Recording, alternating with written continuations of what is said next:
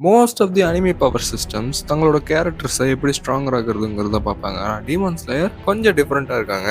Because தாஞ்சிரோ water breathing use பண்ணும்போது நம்ம water பார்ப்போம். ரெங்கோக்கு அட்டாக் பண்ணும்போது நம்ம ஃபயரை பார்ப்போம். முயிச்சிரோ ஃபைட் பண்ணும்போது என்டையர் பேட்டில் ஃபீல்டுமே மிஸ்டில் ஃபில்லாக இருக்கிற மாதிரி மாறிடும். ஆனால் ஒஃபிஷியலாக ஒரு ஸ்ட்ரேஞ்ச் ஃபேக்ட் இருக்கு. இந்த எலமெண்ட்ஸ் எதுவுமே ஆக்சுவலி ரியல் இல்லைன்னா ஃபயர் இல்லை, வாட்டர் இல்லை, மிஸ்டும் இல்லை. எவ்ரி திங் இஸ் சிம்பிளி ஸ்பாட்ஸ்மேன்ஷிப்னா. ஸோ கொஸ்டின் என்னன்னா, நம்ம பார்க்குற இந்த எலமெண்ட்ஸ் எஃபெக்ட்ஸ் எல்லாமே வெறும் அனிமேஷன் ஸ்டைலா இல்ல டீமன் ஸ்லேயரோட டீப்பஸ்ட் பிலாசபியா? வணங்க, இது welcome back to episode the final Tamil. Demon Slayer பத்தி பேசும்போது மோஸ்ட் ஃபேன்ஸோட அட்டென்ஷன் இமிடியேட்லி ஃபைட்ஸ் மேல போயிடும். Beautiful animation, intense choreography, breathing styles, Hashira powers, everything visually ஸ்டன்னிங்கா இருக்கும். ஆனா இந்த விஷுவல்ஸ் கீழே ஒரு ஹிடன் லேயரும் இருக்கு. பிகாஸ் எவ்ரி பிரீத்திங் ஸ்டைலுமே ஒரு காம்பேட் டெக்னிக் மட்டும் இல்ல, அது ஒரு பிலாசபி, ஒரு வே ஆஃப் அண்டர்ஸ்டாண்டிங் சஃபரிங்காகவும் இருக்கு, ஒரு வே ஆஃப் ஃபேசிங் டெத்தாகவும் இருக்கு. அண்ட் அதுதான் இன்ட்ரெஸ்டிங் பார்ட்டாகவும் இருக்குதுங்க. பிகாஸ் டீமன் ஸ்லேயர்ல டீமன்ஸை டிஃபீட் பண்றது ஸ்ட்ரென்த்னால இல்ல, மைண்ட் செட்னால. ஸோ இன்னைக்கு நாம பார்க்க போறது why every breathing style actually represents a different philosophy of life and why every single breath in Demon Slayer reveals something about the soul of the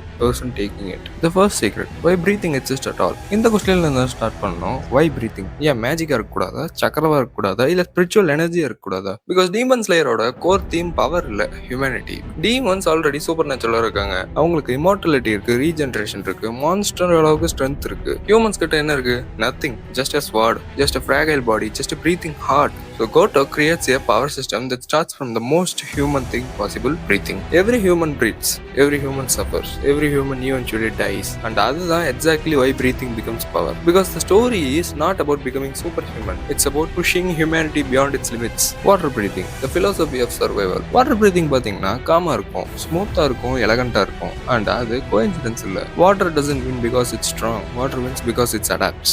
ராக்கை break பண்ண முடியலன்னா அது சுத்தி போகும். அப்டக்கல் வந்தா ஃப்ளோ மாறும், பட் ஸ்டாப் ஆகாது. அண்ட் அதுதான் டாஞ்சிரோட என்டையர் கேரக்டருமே. Think about it. ஃபேமிலி செத்து போச்சு, லைஃப் டெஸ்ட்ராய் ஆயிடுச்சு, கான்ஸ்டன்ட் சஃபரிங், கான்ஸ்டன்ட் லாஸ். ஆனா அவன் பிரேக் ஆகல, வாட்டர் மாதிரி கண்டினியூ பண்றான். That's why water breathing is not teaching combat, it's teaching resilience. Zen புத்திசம்ல ஒரு கான்செப்ட் இருக்கு, resistance create suffering, acceptance create peace. And water breathing exactly அதை சிம்பிளைஸ் பண்ணுது. Dead calm, the strongest form of water. இப்போ கியோட dead com பத்தி யோசிச்சு பாருங்க. விஷுவலி அது சிம்பிளா இருக்கும், ஆனா philosophically it's one of the deepest techniques in the series. Everything stops, everything becomes silent, nothing unnecessary. Because true mastery is not chaos, it's clarity. Demons usually என்ன ரெப்ரசென்ட் பண்ணுவாங்கன்னா uncontrolled desire, fear, anger, obsession. ஆனா கியோட strongest state absolute stillness தான். External battle நடக்குது, internal battle முடிஞ்சிடுச்சு. And that's a very Buddhist idea. When the mind becomes still, the world becomes clear. Flame breathing, the philosophy of conviction. Water breathing ஒரு adaptation தான், flame is conviction. Fire என்ன பண்ணும்? Burn பண்ணும், eliminate பண்ணும், continue burning until the very end. And அதுதான் ரெங்கோக்கு. மூகன் train ஆர்க்ல ரெங்கோக்கு victory achieve பண்ணல, technically ஃபைட்டும் win பண்ணல. ஆனா ஆடியன்ஸோட ஹார்ட்ல he won. ஏன்னா because flame breathing is not about survival, it's about purpose. ரெங்கோக்கு knows he might die, still he stands, still he protects, still he smiles. Fire eventually disappears ஆயிரும், but while it burns, it gives warmth to others. And அதுதான் flame breathing philosophy கூட. A meaningful life is more important than a long life. The forgotten role of nature. இப்போ interesting observation என்னன்னா, water, flame, wind, stone, mist, serpent, every style nature பேஸ்டா இருக்கு.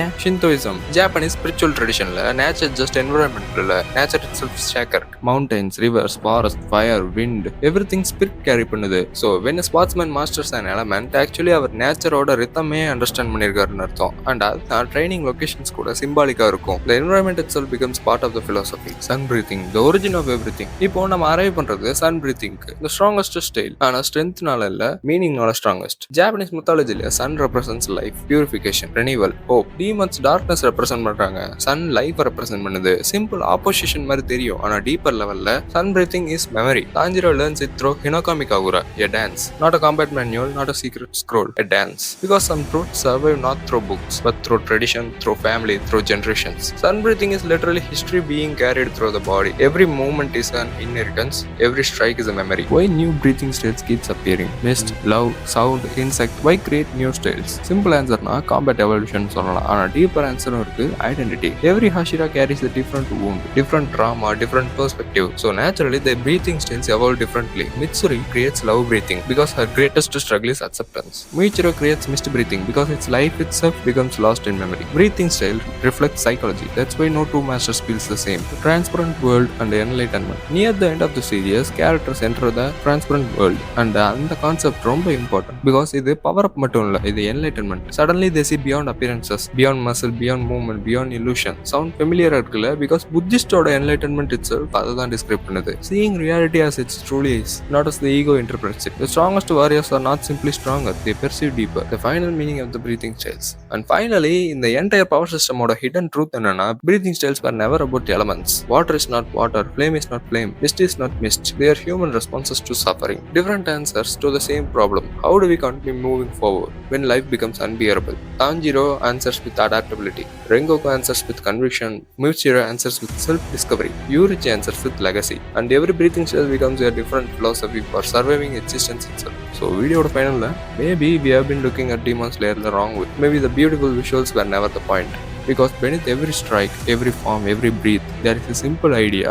Demons achieve power by abandoning humanity, and Slayers achieve power by embracing it. And that's why breathing style feels so different from other anime power systems. Because they don't ask how strong are you, they ask what kind of person are you. And in the world of Demon Slayers, that answer determines everything. So, உங்க opinion என்ன? எந்த breathing style-ஓட philosophy உங்களுக்கு most meaningful-ஆ இருக்கு? வாட்டரோட அடாப்டபிலிட்டியா, ஃப்ளேமோட கன்விக்ஷனா, இல்லை சன்னோட லெகசியா? கமெண்ட்ல சொல்லுங்க. இன்னும் இந்த மாதிரி deep anime philosophy break down வேணும்னா டிஎஸ் சப்ஸ்கிரைப் பண்ணுங்க. பிகாஸ் இங்கே அனிமையை பார்க்க மாட்டோம், புரிஞ்சுக்குவோம். இது டிஎஸ் வீடியோ அனாலிசிஸ் இந்த நெக்ஸ்ட் பார்ட். 慎太郎？何？手紙？岩動いたか？いや、まだだ。そうか。大丈夫か？善逸、ここしばらく喋らないし心配で。やるべきこと、やらなくちゃいけないことがはっきりしただけだ。何かあったのか？俺にできることがあれば何でも。アンジェロー、ありがとう。だけどこれは絶対に俺がやらなきゃダメなんだ。